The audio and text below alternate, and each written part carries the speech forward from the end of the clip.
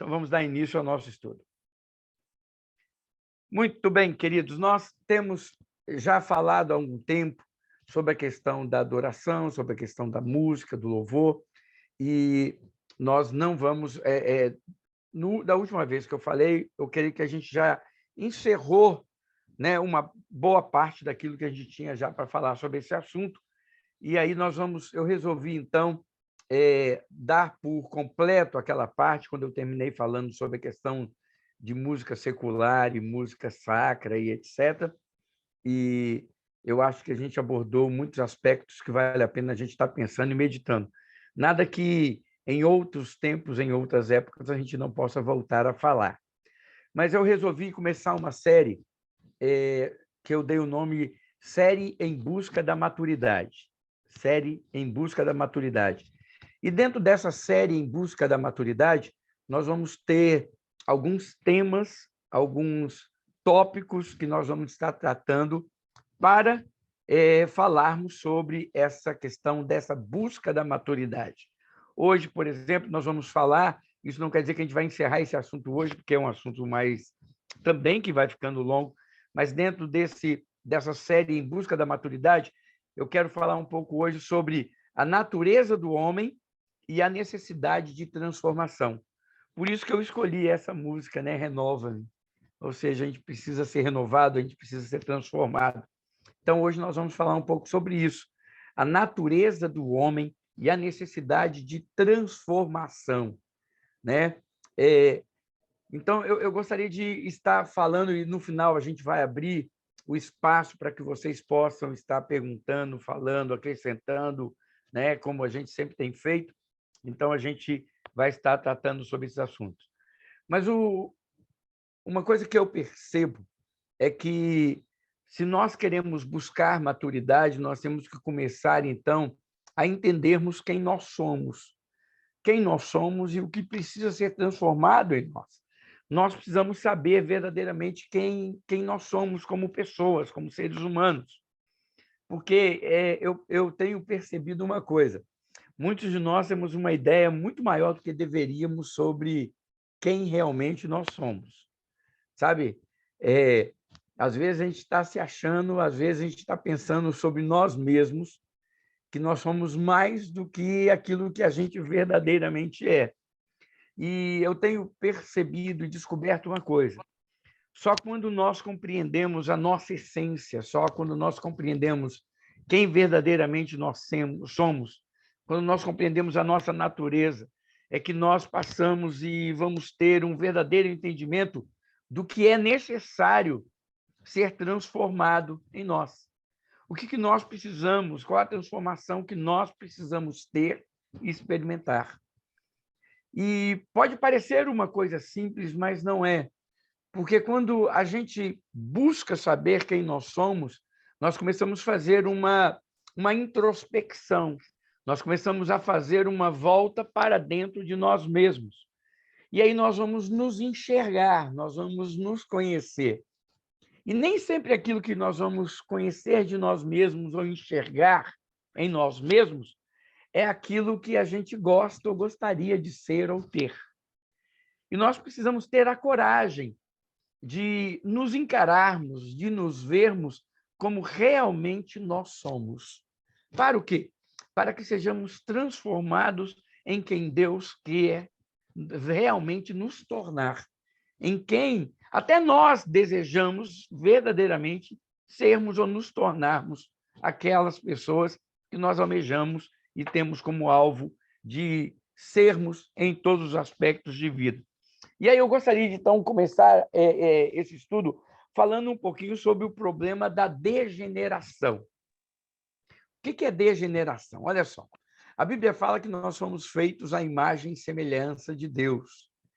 E depois nós percebemos o seguinte, que quando o homem pecou, quando houve o pecado, houve uma degeneração. Então, nós precisamos compreender e aprendermos o que é isso, para então nós seguirmos nos reconhecendo, seguirmos adiante. Mas sobre essa questão do pecado, nós precisamos entender algumas coisas. Olha só, Adão e Eva, eles não eram espiritualmente, moralmente depravados quando eles caíram no pecado. Adão e Eva não tinham nenhuma imperfeição neles. Adão e Eva não tinham defeito de fábrica, né? Eles não eram depravados, eles não eram degenerados, eles não tinham nenhum problema moral que os levassem a pecar. A decisão deles em desobedecer a Deus foi um ato voluntário. Foi algo que, devido ao livre-arbítrio e à liberdade que eles tinham, eles escolheram isso, eles optaram por isso.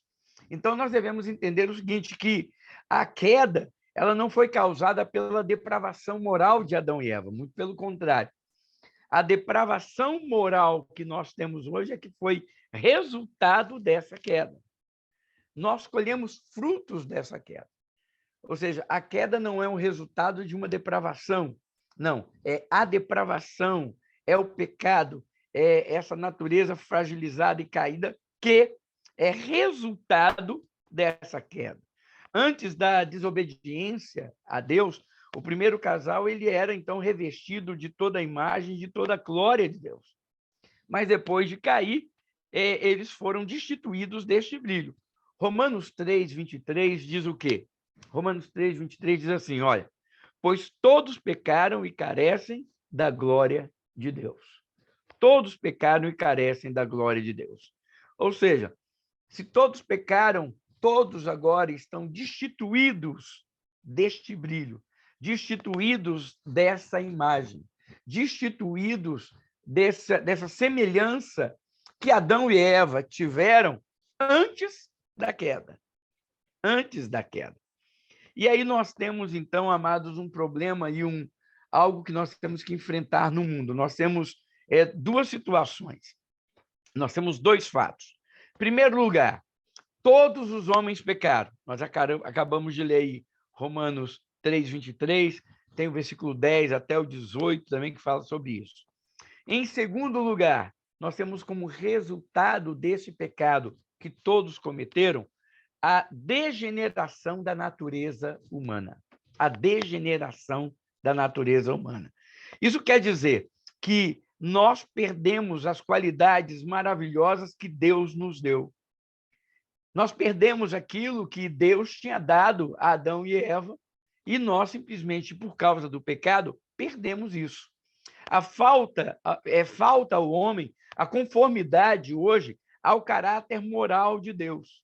Por isso é que o homem se tornou um ser depravado.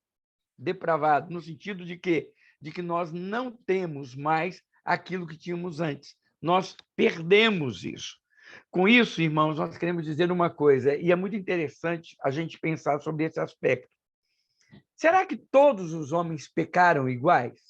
Ou têm o mesmo grau de depravação?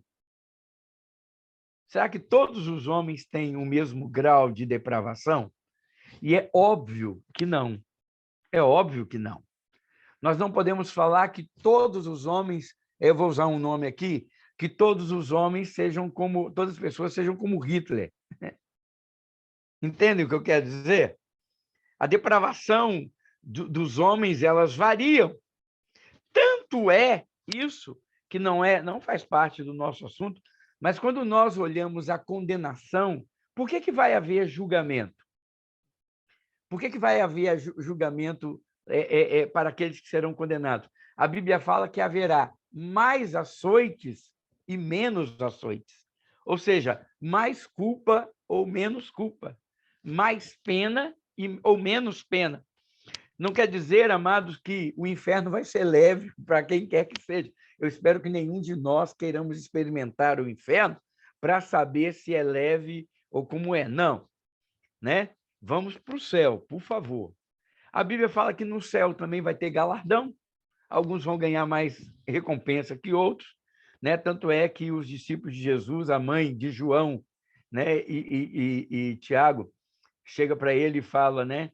Ô Senhor, no seu reino, permita que um filho meu sente à tua direita, outro à sua esquerda. Ou seja, querendo um pouquinho de glória, né? Aí Jesus vira e fala assim, olha, vocês estão dispostos a beber o cálice que eu vou beber? E os dois, inadvertidamente, falaram, estamos. E eles beberam, né?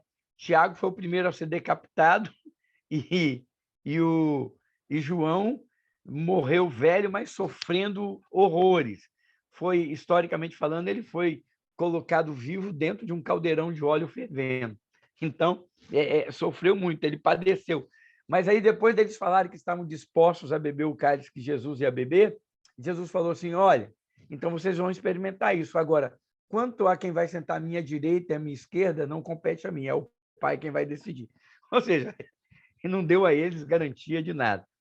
Mas essa questão toda é importante a gente entender que cada ser humano ele tem a sua depravação própria.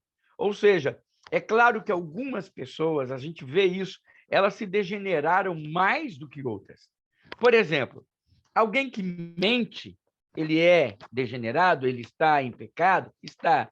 Mas alguém que mente não é tão depravado, é tão degenerado como aquele que rouba ou assalta com mão armada. Aquele que rouba com a mão armada, ele não é tão depravado como aquele que rouba, é um assassino e ainda estupra. Vocês estão entendendo como são as coisas? Há uma escala de depravação que as pessoas vão experimentando. Ou seja, até mesmo o próprio pecador, ele pode tornar-se cada vez mais depravado no decorrer da sua vida de trevas. E é isso que a Bíblia fala, que um abismo chama outro abismo. Por exemplo, 1 Coríntios 8:7 diz assim, entretanto, não há este conhecimento em todos, porque alguns, por efeito da familiaridade até agora com o ídolo, ainda comem dessas coisas como a elas sacrificadas. E a consciência desses, por ser fraca, vem a contaminar-se. Aqui a Bíblia está falando que até a consciência das pessoas se torna uma consciência fragilizada e fraca. Por quê? Porque a depravação traz isso. Existem pessoas que têm uma consciência fraca. O que é a consciência fraca? A consciência fraca é aquela que tudo é pecado. Sabe? Aqui no contexto de 1 Coríntios 8:7, Paulo está falando o seguinte, que algumas pessoas, quando eles vão comer, e porque colocaram uma comida que falaram que foi sacrificada a um ídolo, aquelas pessoas se sentiam condenadas ao comer aquela comida. Enquanto Paulo fala o seguinte, olha, você não tem que perguntar o que é, se você orou e está santificado, pega e come, porque Deus faz puro aquilo que você consagrou. Mas ele fala que algumas pessoas têm a sua consciência o quê? Fraca. E nós temos pessoas assim, que têm uma consciência fraca. Já outras pessoas, elas têm uma consciência o quê? Cauterizada. A Bíblia diz em 1 Timóteo 4:2, tais ensinamentos vêm de homens hipócritas e mentirosos, que têm a consciência cauterizada. O que é a consciência cauterizada? Teve um dia que a pessoa me perguntou assim, pastor, será que esses políticos que roubam dinheiro da merenda escolar das crianças, que roubam dinheiro das ambulâncias para os hospitais, como que eles conseguem dormir? A consciência deles, como que eles batem na cama e dormem? Eles batem na cama e dormem. E dormem mesmo. Não ficam acordados, não. Aí você fala, por quê? Porque a Bíblia fala que homens que vão vivendo uma vida de pecado e de degeneração, né, eles podem ter a sua consciência cauterizada. Ou seja, Deus não fala mais a consciência dele porque simplesmente está embotado. Ele não ouve mais aquela voz que mostra e que diz que ele está em pecado. Então, isso é uma coisa muito séria. E aí, quando a gente pensa isso, nós podemos dizer o seguinte, que nem todos os pecadores são depravados com a mesma intensidade. Isso não isenta a nós de sabermos que pecamos e carecemos da glória de Deus. A Bíblia fala, todos pecaram. Mas a Bíblia também deixa claro que nem todos pecaram na mesma dimensão, da mesma forma. Alguns pecaram mais do que outros. Quando a Bíblia fala de Acabe, lembra daquele Acabe, o rei que casado com Jezabel, que estava ali, né, no tempo do profeta Elias? A Bíblia fala uma coisa muito séria, diz assim, que nunca houve em todo Israel um rei tão mal como Acabe. Que nunca houve em Israel, até aquele momento, um rei tão mal como Acabe. Ou seja, de todos os reis depravados que tinham passado até aquele momento, Acabe ele era o pior. Ele era o pior. Então, é interessante a gente saber isso. Agora, o que nós precisamos entender e conhecer sobre a nossa natureza, conhecermos a nós mesmos, e para termos uma imagem real de quem nós somos, é que nós precisamos entender uma coisa, é que o pecado, quando ele entrou no mundo, ele afetou a personalidade do homem, ele afetou a nossa vida por toda a extensão. Ou seja, todo homem foi afetado, toda a nossa natureza foi afetada. Então, o estado do homem, a Bíblia fala, o estado do homem natural sem Cristo é um homem caído, é um homem depravado, é um homem que tem a sua natureza totalmente afetada pelas obras do pecado. E eu quero mostrar para vocês aqui algumas coisas sobre isso, para que a gente tenha bem claro essa pesquisa introspectiva, essa ideia de autoconhecimento, para a gente se julgar à luz daquilo que a palavra de Deus diz. Por exemplo, nós podemos ver, a mente do homem foi afetada pelo pecado? Foi. A Bíblia diz em 1 Timóteo 6,5. Deixa eu botar meus olhos aqui. E atritos constantes entre pessoas que têm a mente corrompida e que são privados da verdade, os quais pensam que a piedade é fonte de lucro. A Bíblia está dizendo aqui, amados, que nós temos pessoas que têm as suas mentes, né? Quando a gente está sem Cristo, quando a gente não tem Cristo, a nossa mente é corrompida. Você tem Romanos 1:28, 2 Coríntios 11:13, Colossenses 2:18, 2 Timóteo 3:8 e 6:5, Tito 1:15. Todos esses versículos falam que a mente do homem foi afetada pelo pecado. Ou seja, nós não temos mais a mente que teríamos antes. Você imaginou numa coisa? A Bíblia fala que quando Deus criou Adão, quem foi que colocou o nome em todos os animais? Adão. Gente, e Adão fez perfeito, não fez? Porque, irmão, você já imaginou? Macaco não tem cara de macaco mesmo? Olha o nome, macaco. Macaco tinha que ser chamado macaco. Já pensou um macaco chamado elefante? Não fica legal, né? Os nomes foram dados certinhos, ou seja, o que eu quero brincar com isso é dizer que a perfeição da mente de Adão era tal que ele deu nome a todos os animais. Foi ele quem deu o nome aos animais. Uma mente perfeita, uma mente que usava a sua totalidade. É dito e é falado entre os cientistas que nós não usamos nem 10% da nossa capacidade mental. Diz que um homem, um gênio como Einstein, um gênio como, né, Beethoven, essas pessoas que eram acima da média, eles atingiam perto desse patamar. Você já imaginou, então, a nossa mente, como ela deveria ser e o que ela vai ser depois de Cristo nos restaurar? Como que a nossa mente vai ser? Já pensou a gente podendo usar a capacidade total dela? Sem limitações, sem, né, nenhuma barreira. Gente, eu vi, com essa mente tão pequena, com essa mente tão finita que nós temos, corrompidas e sem usar na sua dimensão toda, olha a tecnologia, olha as coisas que a gente consegue fazer. Você já imaginou 100% da nossa mente? Mas a mente foi afetada pelo pecado. Nós temos uma mente corrompida. Nós pensamos o mal, nós maquinamos o mal, nós temos isso. A consciência, nós já falamos que existe a consciência fraca, existe a consciência cauterizada, né? A nossa consciência, amados, ela foi afetada pelo pecado de forma tal que ela não é um guia moral perfeito. Se Deus não entrar em nossas vidas, uma pessoa sem Deus, ela não tem uma consciência perfeita para discernir o que é certo e o que é errado, não tem.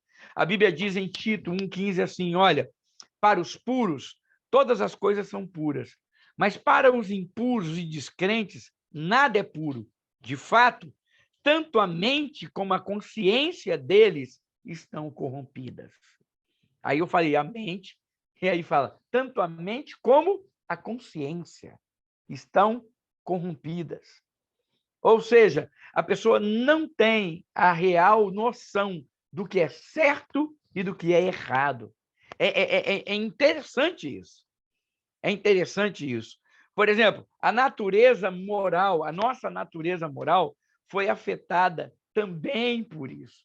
Efésios 2,13 diz assim, assim, façam morrer tudo o que pertence à natureza terrena de vocês. Olha só, o que é a natureza terrena? Essa natureza moral é quem nós somos. E aí ele fala, qual é essa natureza? Imoralidade sexual, impureza, paixão, desejos maus e a ganância, que é idolatria.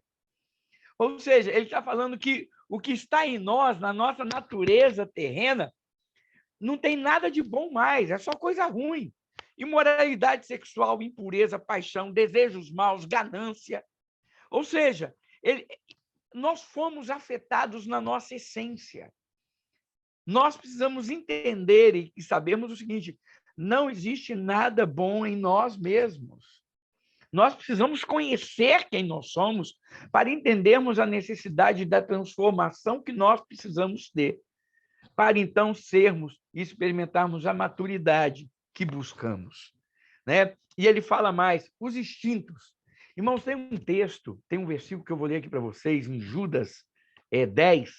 Judas só tem um capítulo, né? Então é o versículo 10 do livro de Judas. Ele fala, é um texto extremamente forte. Olha o que ele diz. Todavia, esses tais difamam tudo o que não entendem e as coisas que entendem por instintos, como animais irracionais, nessas mesmas coisas se corrompem. Aqui Judas está colocando, e a palavra está colocando, que os nossos instintos foram tão afetados pelo pecado que nós, muitas vezes, nos assemelhamos aos animais irracionais. Irracionais. Ou seja, instintivamente, nós agimos como animais irracionais. E aí eu pergunto, quando a gente vê hoje muitas ações, muitos homens agindo, e as pessoas falam, instinto, sabe? É o meu desejo, é a minha vontade, é a sobrevivência, matam, roubam, passam por cima do outro, sabe? Não tem nenhum zelo, nenhum padrão moral para se balizar, para olhar, para estar respaldado neles, para então tomar posição. Simplesmente agem por instinto. E a Bíblia fala que quando nós agimos assim, muitas vezes nos assemelhamos a animais irracionais. Outra coisa aqui, as emoções. Irmãos, como que as nossas emoções foram afetadas pelo pecado? Como que as nossas emoções estão sujeitas ao pecado? Isaías 57, versículos 20 a 21, diz assim, mas os ímpios são como o mar agitado, incapaz de sossegar, e cujas águas expelem lama e lodo. Agora, olha o que diz esse final desse versículo. Para os ímpios não há paz, diz o Senhor, diz o meu Deus. Para os ímpios não há paz, diz o meu Deus. Ou seja, o pecado ele atingiu o homem de forma tal que as nossas emoções, elas não encontram a verdadeira alegria, o verdadeiro equilíbrio que deveriam ter. Ele é como um mar agitado que lança de si lama e lodo. Lama e lodo. E a Bíblia fala que para os perversos não há paz.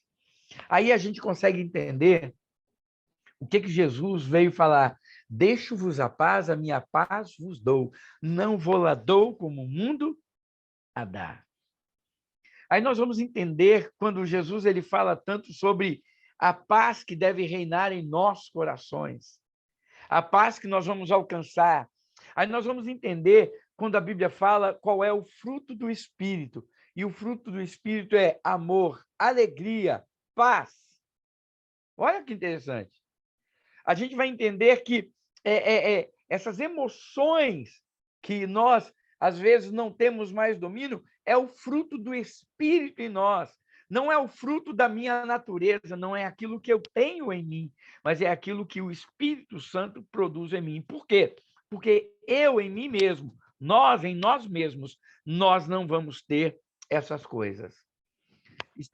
Aí nós podemos falar também sobre o coração do homem. Olha, esse texto é clássico, né? Jeremias 17:9 diz assim: o coração é mais enganoso que qualquer outra coisa, e sua doença é incurável. Quem é capaz de compreendê-lo? Ou seja, o coração do homem se tornou enganoso. Ninguém conhece o coração do homem. Né? Eu tenho um costume de dizer, baseado nesse versículo, eu falo o seguinte: coração do homem é terra que ninguém conhece. É terra que ninguém conhece. Eu falo, olha, o coração do homem é uma terra que ninguém conhece. A gente acha que a pessoa está ali, mas é enganoso o coração do homem. Por isso que a Bíblia diz: maldito o homem que confia no próprio homem. Por quê? Porque não há como confiarmos e conhecermos verdadeiramente o coração do homem. Porque o coração do homem ímpio, veja bem, nós estamos falando aqui do homem caído. A depravação atingiu o homem de forma tal que nós temos essa dificuldade. Então, nós precisamos realmente entender isso aqui. A mãe da Roberta fala, né? Coração de homem é terra que ninguém anda. E é verdade. É exatamente essas coisas que a gente tem que ver e a gente tem que pensar. Mateus 15:8 fala sobre isso. Romanos 1:21 fala sobre isso. E o último ponto nessa questão da depravação que eu quero falar é sobre o corpo. Irmãos, eu não sei vocês, mas depois que a gente passa, parece, dos 50, começa a doer tanta coisa, vai doendo tanta coisa, parece que a gente descobre tanto membro no corpo, tanta parte do corpo que a gente não tinha antes, que eles começam a dar uns sinais assim. Então, sabe, é interessante, eu brinco com isso, né? Antigamente eu fazia algumas coisas, ajudava, fazia mutirão, carregava as coisas. Hoje eu ainda faço mutirão, eu carrego as coisas, eu ainda tenho força para fazer as coisas. Não estou querendo dizer que eu não tenho força. Mas o interessante é que eu fazia isso antes e, com uma questão de horas, eu estava pronto a fazer novamente. Hoje eu faço, mas eu vou estar pronto para fazer em questão de dias. Ou seja, eu já não recupero mais com tanta facilidade. O meu corpo dá os sinais do cansaço, da idade, né? A gente começa a sentir isso. Por quê? Porque o nosso corpo físico também sofreu com a depravação. Nós não temos o corpo que deveríamos ter. Até a morte física entrou no mundo por causa do pecado. Romanos 8:10 diz assim: mas se Cristo está em vocês, o corpo está morto por causa do pecado, mas o espírito está vivo por causa da justiça. Ou seja, a morte física entrou e existe no mundo humano por causa do pecado. O salário do pecado é a morte, né? E não somente uma morte espiritual, mas também a morte física. A morte física trouxe isso para nós. Perdão, o pecado trouxe para nós a morte física. Ela é uma consequência. Lá no jardim, Deus falou isso, né? Que iria limitar o tempo de vida do homem para que a maldade do homem não permanecesse para sempre. Então, nós vemos que o homem ele caiu, nós percebemos que nós somos depravados, nós percebemos que nós sofremos com essas questões. E aí nós vemos, então, Jesus Cristo vir neste mundo salvar o homem. Cristo providenciou por todos nós a salvação. Agora, o gostoso e o interessante disso é o seguinte, é que ele não quer somente perdoar os nossos pecados. Essa é a questão. Sabe, a degeneração causa essa depravação, causa tudo isso em nós. Cristo veio até nós não somente para perdoar os pecados cometidos, ele trouxe também a solução para salvar o homem dessa depravação e da nossa natureza. Ele trouxe a solução para nos libertar desse peso dessa natureza. Por isso que ele fala, né, em Colossenses, Paulo usando Colossenses, ele fala o seguinte, olha, você deve se despir do velho homem e se revestir do novo homem em Cristo Jesus.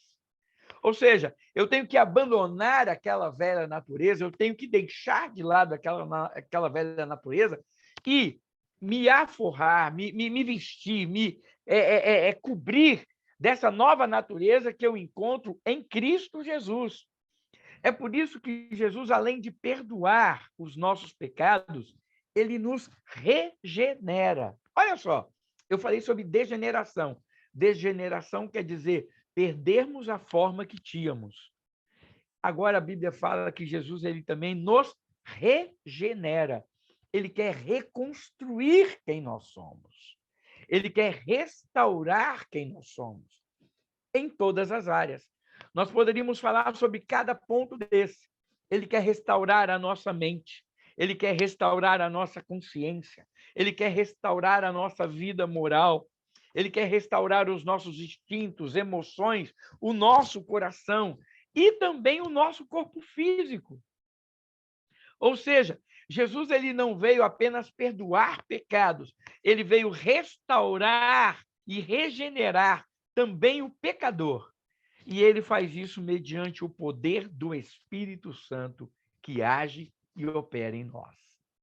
Então, nós precisamos nos conhecer, nós precisamos nos entender como pessoas para começarmos a enxergar e falarmos, olha, eu não sou, às vezes, quem eu penso que eu sou. Eu não sou tão bom como eu acho que eu sou. Porque quando nós verdadeiramente nos conhecemos, nós vamos entender uma coisa, que nós somos totalmente dependentes da ação de Deus em nós. Que nós somos totalmente carentes do poder do Espírito Santo em nós.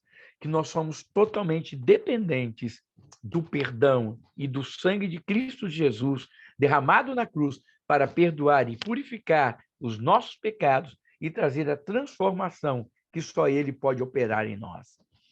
Entendam, nós podemos mudar muitas coisas em nós? Podemos.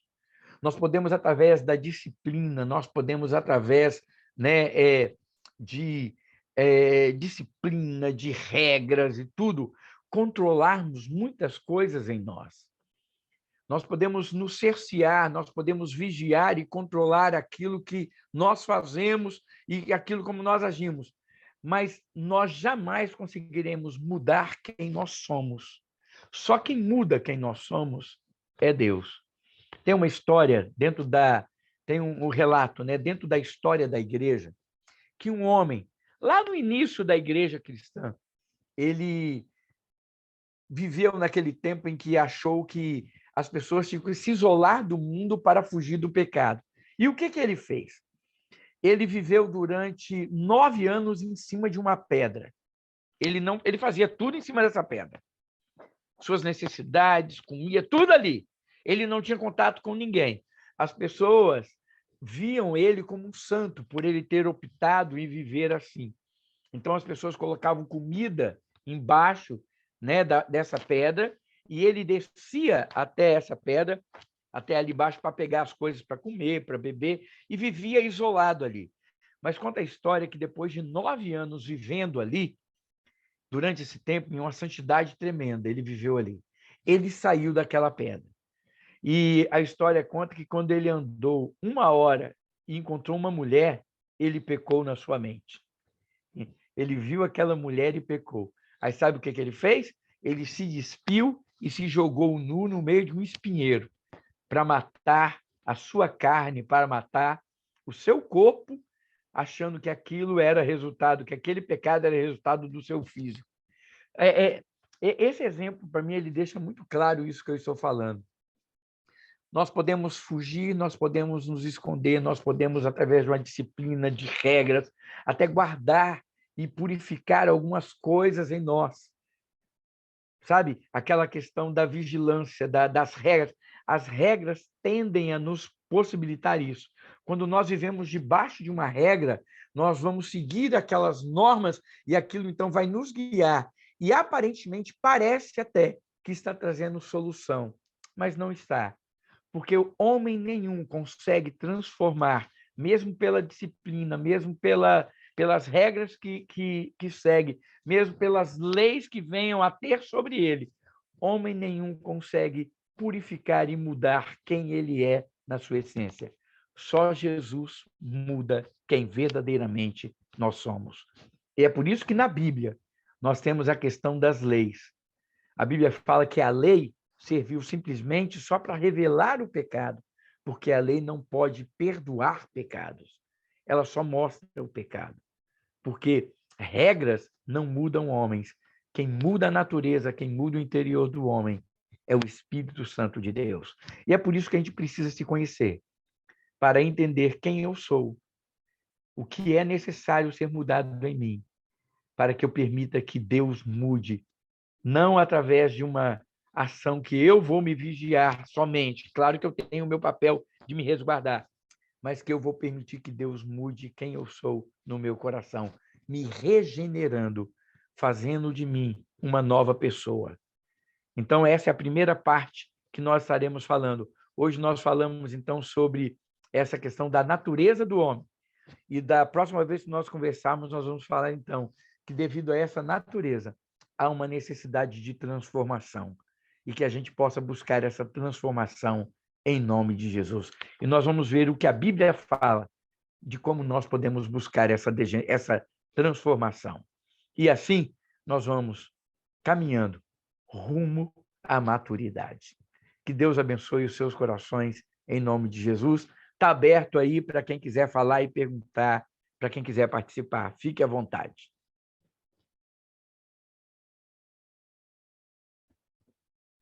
Olha, mais um de cada vez, tá? Quando vocês falam todo mundo junto assim, eu fico perdidinho. Ou seja, ninguém tem nada a acrescentar.